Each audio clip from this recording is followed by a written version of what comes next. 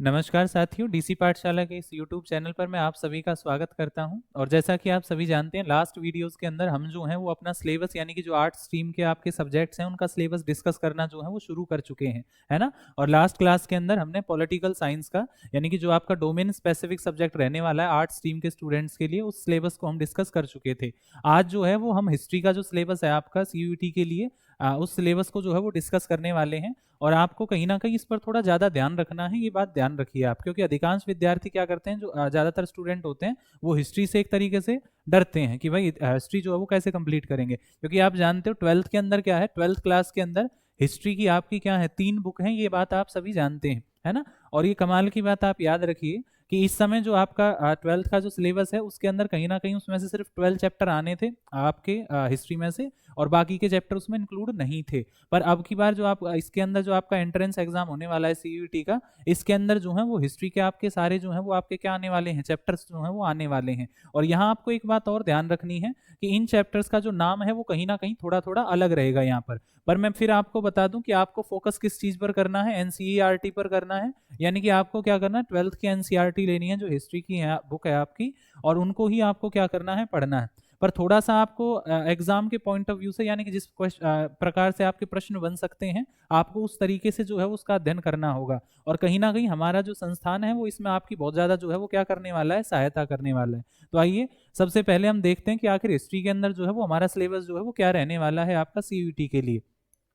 तो यहाँ जो सबसे पहला चैप्टर है आपका, आप जानते हैं, अगर क्या कहते हैं, आपने ट्वेल्थ क्लास के अंदर अभी आप हाल ही में जो है वो ट्वेल्थ क्लास के अंदर पढ़ रहे हो, या जिन्होंने पढ़ा होगा वो जानते हैं कि पहला चैप्टर था आपका ईंट मनके तथा अस्थियां, और उसके नीचे ही आपका लिखा रहता है क्या, हड़प्पन सिविलाइजेशन, या मैं कहूँ हड़प्पा सभ्यता। तो ये पहला अध्याय आपका यही है, परंतु इसका नाम जो है वो क्या कर दिया गया है, बदल दिया गया है। और ये एक मैं कहूँ आपके लिए कि कहीं ना कहीं कंपटीशन में भी, और आपका जो एंट्रेंस एग्जाम है आगे जब आप जॉब के लिए प्रिपेयर करोगे उस टाइम के लिए भी, ये बहुत ज्यादा क्या है, महत्वपूर्ण अध्याय जो है वो आपका रहने वाला है। कि आखिर किस प्रकार से जो है वो हड़प्पा सभ्यता की खोज होती है, इसके नाम किस प्रकार पड़ते हैं, किसके द्वारा खोज करी जाती है, या जो इसकी मैं कहूँ जो ट्विन कैपिटल वगैरह थी, जो उनसे प्रश्न जो कई बार जो है वो आपके पूछे जाते हैं, ये आपको ध्यान रखना है। तो ये आपका पहला अध्याय है। दूसरा हम यहाँ पर देखेंगे पॉलिटिकल एंड इकोनॉमिकल हिस्ट्री के बारे में हम जानते हैं, यानी कि उस समय का जो शुरुआती दौर था हमारी मैं कहूँ इतिहास के अंदर। आप देखो, एक अगर मैं आपको एक यहाँ एक छोटी सी मैं साधारण सी आपको बात बताऊं, तो आपको ये पता है कि जो ट्वेल्थ की हिस्ट्री है इसको हम 3 पार्ट्स के अंदर जो है वो डिवाइड करते हैं, क्योंकि 3 बुक हैं, है ना। जो आपका फर्स्ट जो आपकी पहली बुक है वो किसको डिफाइन करती है, एंशियंट हिस्ट्री को जो है वो बताती है, यानी कि प्राचीन जो भारत का इतिहास रहा है उसका वो उल्लेख करती है ना। जो दूसरी आपकी बुक है आपकी ट्वेल्थ की क्लास के अंदर हिस्ट्री की, वो क्या करती है, जो मिडाइवल आपका इंडिया था, यानी कि जो मध्यकालीन भारत है वो उसका वर्णन करती है। और जो तीसरी आपकी बुक थी ट्वेल्थ के अंदर, ये क्या बताती है आपको, आधुनिक भारत का वर्णन करती है, यानी कि जो मॉडर्न इंडिया है या मॉडर्न हिस्ट्री को जो है वो बताती है ना। तो ऐसे ही इसका क्लासिफिकेशन है। तो यहाँ पर देखिए शुरुआती दौर में, यानी कि जब प्राचीन भारत के अंदर जो हमारी राजनीति और वहाँ का जो आर्थिक एक तरीके से मैं कहूँ जो ज्ञान है वो कहाँ से पता चलता है हमें, तो अशोक और जो गुप्ता डायनेस्टी रही है। देखिए जो आप जानते हो कि गुप्ता डायनेस्टी को ही, या मैं कहूँ जो गुप्त वंश हुआ करता था, इसको आपकी इंडियन हिस्ट्री का क्या कहते हैं, फर्स्ट गोल्डन एरा कहते हैं, ये बात आप जानते ही हैं। और इनके द्वारा क्या करा गया था, अशोक महान के बारे में ग्रेट किंग इसको कहा जाता है। और आप जानते हो इसके द्वारा क्या करे गए थे, बहुत सारे अभिलेखों की रचना करवाई गई थी, जिनके द्वारा क्या होता है, हमें उस समय के जीवन का, या मैं कहूँ उस समय के समाज का जो है वो वर्णन हमें प्राप्त होता है।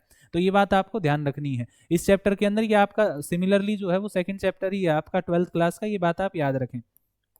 आपका जो थर्ड चैप्टर है, और आप जानते ही हैं आप क्या कहते हैं, क्लास ट्वेल्थ के अंदर आप जब आप इसे पढ़ते हो तो महाभारत का जो है वो पूरा उल्लेख इसके अंदर मिलता है। पर मैं यहाँ आपको बता दूं, जो महाभारत की कहानियां होती हैं, है ना, जैसे आप पांडवों के बारे में पढ़ते हैं तो इनसे आपके प्रश्न नहीं बनते हैं। बात आती है कि महाभारत के थ्रू हमें किन रिचुअल्स का, या कैसे ऐसे कस्टम्स थे, कौन से ऐसे आपके रिवाज हुआ करते थे उस जमाने में, या ऐसे कौन से नियम हुआ करते थे, रूल्स रेगुलेशन, उस सब का जो है वो पता लगता है। तो यही आपका क्या है, आपका थर्ड चैप्टर जो है वो रहने वाला है, ये बात आपको ध्यान रखनी है। उस समय के समाज का हमें इससे वर्णन पता चलता है। आप जानते हैं जब आप महाभारत का जो उस चैप्टर का अध्ययन करोगे तो आपको पता चलेगा कि उस समय कितने प्रकार के विवाहों की व्यवस्था थी। जैसे आप पढ़ते हैं कि 8 प्रकार के उस समय क्या होते थे, विवाह हुआ करते थे, जिसमें से 4 प्रकार के विवाहों को क्या माना जाता था, उत्तम या बढ़िया माना जाता था, और 4 जो है वो निंदित माने जाते थे, है ना।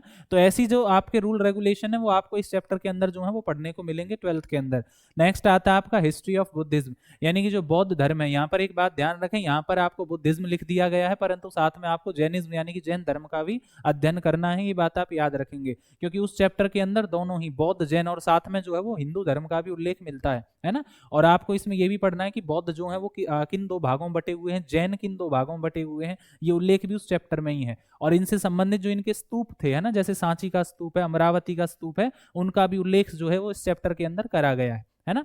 तो यहाँ तक कि आपको क्लियरिटी आई होगी। आगे चलते हैं। देखिए नेक्स्ट चैप्टर की अगर मैं बात करूं तो जो मिडाइवल सोसाइटी थी यानी कि मध्यकालीन समाज का उल्लेख हमें पता चलता है। पता कैसे चलता है? देखिए इतिहास जो आपका, मैं कहूं अगर इतिहास की जानकारी है वो कैसे मिलती है, तो उसके बहुत सारे क्या होते हैं, आपके सोर्सेज होते हैं, बहुत सारे स्रोत होते हैं। और उनमें सबसे महत्वपूर्ण क्या होता है, जो आपकी पुस्तकें लिखी जाती हैं, जो ग्रंथ होते हैं, है ना। तो उस समय क्या होता है, आप जानते हैं कि भारत के अंदर ट्रेवलर्स यानी कि यात्री आया करते थे, जिनके द्वारा क्या हुआ, विभिन्न प्रकार की किताबें लिखी जाती थी, ग्रंथ लिखे जाते थे, जो उस समय के भारतीय समाज का जो है वो वर्णन करते थे, उल्लेख करते थे कि आखिर राजा जो है वो किस प्रकार शासन करते थे या क्या कुछ उनकी व्यवस्था रहती थी। तो आप जानते हो इस चैप्टर को जो है वो हिस्ट्री के अंदर क्या रखा गया, यात्रियों के नजरिए से। ये आपका चैप्टर है आपका 12th के अंदर, जो आपकी सेकंड बुक है उसके अंदर। तो ये सेम आपका सिमिलर वही चैप्टर जो है वो रहने वाला है। नेक्स्ट क्या है आपका, रिलीजियस हिस्ट्री है आपकी, यानी कि जो धार्मिक इतिहास है। धार्मिक इतिहास के अंदर मैं आपको बता दूं, जो भक्ति सूफी परंपराएं थी, है ना, यानी कि आपको जो मैं कहूं जिसमें आप मीराबाई के बारे में पढ़ते हो, गुरु नानक देव के बारे में, कबीर के बारे में पढ़ते हो आप इसके अंदर, है ना, जो हमारे सूफी संत हुए हैं या सूफी जो सिलसिला चला था, आप उसका अध्ययन जो है वो इसके अंदर करते हो। शेख मोइनुद्दीन चिश्ती है ना, शेख सलीम चिश्ती थे, जो भी हैं, इनका उल्लेख जो है वो आपको इसके अंदर मिलता है। नेक्स्ट हम बात करें तो न्यू आर्किटेक्चर जो है वो हम्पी के बारे में बात करता है। और हम्पी आप जानते हो किसका प्राचीन नाम हुआ करता था, विजयनगर का हुआ करता था, है ना। तो ये विजयनगर से रिलेटेड, यानी कि विजयनगर के अंदर जो आपका विजयनगर एम्परर था, विजयनगर साम्राज्य है, उसका अध्ययन आपको इसके अंदर करना है, जिसमें आपके 4 वंश आते हैं। उसमें से 4 वंश में से हालांकि तुलुव वंश जो था वो हमारे लिए जरूरी है, जिसके अंदर आप जानते हो कौन हुआ करता था शासक ने, आप कृष्णदेव राय का आपने नाम सुना होगा, तेनाली रामा का नाम सुना होगा, तो वो जो है वो इसी के अंदर उनका उल्लेख मिलता है। ये आपको बात ध्यान रखनी है। नेक्स्ट अगर मैं बात करूं तो ये देखिए यहाँ पर आपको एक महत्वपूर्ण बात मैं आपको बता दूं, मुगलों के जो चैप्टर हैं, यानी कि जो मुगल आपका एम्परर रहा था, वो कहीं ना कहीं प्रेजेंट जो आपका सिलेबस था 12th का, उसमें से हटे हुए थे। पर सीयूईटी के अंदर ये कंप्लीट सिलेबस है और इसके अंदर ये सारा उल्लेख जो है वो करा गया है। तो यहाँ पर ये जो आपके चैप्टर्स हैं, ये दोनों ही क्या हैं, मुगलों की हिस्ट्री से संबंध रखते हैं। और आपको यानी कि मुगल एम्परर भी पढ़ना है, मुगल साम्राज्य यहाँ पर पढ़ना है ना। हालांकि रुचिकर विषय है। आईने अकबरी आप जानते हो अकबरनामा का एक भाग है। अकबरनामा जो था आप जानते हो अकबर के ऊपर लिखा गया, लिखा किसके द्वारा, अबुल फजल के द्वारा लिखा गया था। उसी का एक भाग कौन थी, आईने अकबरी थी। आईने अकबरी बहुत महत्वपूर्ण सोर्स है हमारी हिस्ट्री के लिए, ये बात आप जानते हैं। नेक्स्ट दो मुगल कोर्ट था, यानी कि जो आपका मुगल एक तरीके से दरबार हुआ करता था, उसका उल्लेख इसके अंदर मिलता है कि आखिर दीवाने आम दीवाने खास जो हुआ करते थे, उस सब का वर्णन मिलता है कि राजा के क्या सब कार्य होते थे, वो सब है इसमें, है ना। उपनिवेशवाद का वर्णन मिलता है यहाँ पर। और उस समय का जो हमारा ग्रामीण समाज था वो हमें इसके अंदर पढ़ना रहता है ना। ये आपने पढ़ा होगा कौन कौन से उस समय सिस्टम हुआ करते थे। जैसे आप कुछ बंदोबस्त पढ़ते हैं, कुछ व्यवस्थाएं थी कि आखिर अंग्रेज हमसे टैक्स कैसे वसूलते थे, या जो हमारे उस समय जो अंग्रेज रूलर थे उनके द्वारा कौन कौन से टैक्सेस जो हैं वो लगाए गए, वो इसके अंदर आपको मिलेंगे। नेक्स्ट क्या है आपका 1857 का जो रिवॉल्ट है, 1857 की क्रांति, आपको ये हिस्ट्री के अंदर बुक में मिलेगा। कैसे आपका रेबल एंड रिवॉल्ट करके चैप्टर आपका, यानी कि विद्रोही और राज। तो ये वही अध्याय है आपका 1857 की क्रांति, जो आपका क्या था, पहला स्वतंत्रता संग्राम था भारतीयों का। तो ये अध्याय भी है आपका। साथ में क्या देखिए, ये चैप्टर जो है वो बहुत लंबे समय से मतलब क्या कहते हैं आपकी 12th की हिस्ट्री में से हटा हुआ था, पर अब इसको जो है वो काउंट करा गया है। यानी कि भारत के अंदर जो आपके टाउन्स का डेवलपमेंट हुआ है, यानी कि जो शहर बसाए गए हैं किसके अधीन, जो आपका उपनिवेश थे, है ना, उसके अधीन जो भारत के अंदर एक तरीके से नगरों का विकास हुआ है, उसका अध्ययन जो है वो इसमें करते हैं। और मूल रूप से या मुख्य रूप से मैं कहूं तो आप क्या करते हो, उसमें जो प्रेसिडेंसीज थी, यानी कि जो अंग्रेजों के द्वारा, या मैं कहूं जो ब्रिटिशर्स थे, उनकी जो प्रेसिडेंसीज थी, उनका हमें इसके अंदर अध्ययन करना होता है। नेक्स्ट जो आपका महात्मा गांधी वाला चैप्टर है, आप चैप्टर का नाम जानते हो, राष्ट्रीय आंदोलन और महात्मा गांधी। तो महात्मा गांधी के बारे में जो है उस चैप्टर के अंदर कंप्लीटली हमें पढ़ना, और मोस्ट इंपोर्टेंट ये आपका चैप्टर रहने वाला, की बात आपको ध्यान रखनी है ना। इसके अंदर क्या है, आपके महात्मा गांधी के स्टार्टिंग के जो तीनों मूवमेंट है वो आपको याद होने चाहिए, लास्ट के जो बड़े तीनों मूवमेंट थे वो भी आपको याद रहने चाहिए, जैसे नॉन कॉपरेशन था आपका, है ना, या क्विट इंडिया मूवमेंट था, जो भी है। नेक्स्ट क्या है, पार्टीशन। पार्टीशन जो आपका था, यानी कि जो विभाजन है भारत और पाकिस्तान के अंदर जो विभाजन हुआ था, ये बात आप जानते हैं, है ना, वो बहुत हालांकि राजनीति का महत्वपूर्ण भाग हो जाता है, सॉरी मॉडर्न हिस्ट्री का, तो वो आपको यहाँ समझना पड़ता है कि आखिर कैसे टू नेशन थ्योरी दी जाती है, फिर डायरेक्ट एक्शन डे कैसे चलाए जाते हैं मोहम्मद अली जिन्ना के द्वारा, तो उस सब का उल्लेख जो है वो इसके अंदर करा गया है। और नेक्स्ट हमारा क्या आता है, या मैं कहूँ लास्ट हमारा आता है the making of the constitution, यानी कि भारतीय संविधान का निर्माण, कि आखिर इंडियन कॉन्स्टिट्यूशन की फ्रेमिंग जो है वो किस तरीके से हुई थी, हमारे जो आपके कॉन्स्टिट्यूशनल असेंबली कैसे बनी थी, उसके अध्यक्ष कौन थे, है ना, अस्थायी अध्यक्ष कौन थे, और मेंबर्स के बारे में जो है वो इसके अंदर आपको उल्लेख मिलेगा, है ना। तो ये आपकी सारी जो है मैं कहूँ ये कंप्लीट आपका हिस्ट्री का सिलेबस था, जो आपके डोमेन स्पेसिफिक सब्जेक्ट के अंदर जो है वो है आपकी, है ना। तो आपको ये सारे चैप्टर जो है वो यहाँ पर पढ़ने हैं, ये बात आपको ध्यान रखनी है। और सभी चैप्टर्स को मैं फिर कहने लग रहा हूँ, आपको इस हिसाब से पढ़ना है, या मैं कहूँ इस तरीके से पढ़ना है कि वो आप एग्जाम को जो है वो टारगेट कर पाए, है ना। तो हम जो है वो एक बार सारा जो सिलेबस है आपके सब्जेक्ट वाइज वो जो है वो समझने वाले हैं, और उसके बाद हम एक तरीके से सब्जेक्ट स्पेसिफिक होकर अपनी तैयारी जो है वो शुरू कर देंगे। और कहीं ना कहीं तैयारी हमारी काफी जोरों शोरों से जो है वो चलने वाली है ना। तो आप सभी को आपके इस एग्जाम के लिए मैं कहूँ जो एंट्रेंस टेस्ट है, या मैं कहूँ आपके भविष्य का जो एक तरीके से मैं कहूँ आपके भविष्य निर्माण के जो दरवाजे खुलेंगे वो इस टेस्ट के द्वारा ही खुलने वाले हैं। तो कहीं ना कहीं इसको ऐसे हल्के में मत लेना कि भाई कॉलेज का एंट्रेंस एग्जाम ही तो है ना। ये काफी ज्यादा नेसेसरी है, ये आप सभी जानते हैं।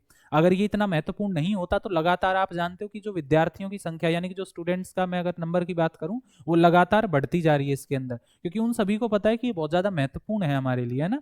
तो आप भी इसी हिसाब से जो है वो इसकी तैयारी करने वाले हैं, और हमारा संस्थान कहीं ना कहीं आपके इसमें बहुत ज्यादा क्या करने वाला है, सहायता करने वाला है ना। तो मिलते हैं हम नेक्स्ट वीडियो के अंदर, हम तब तक के लिए धन्यवाद।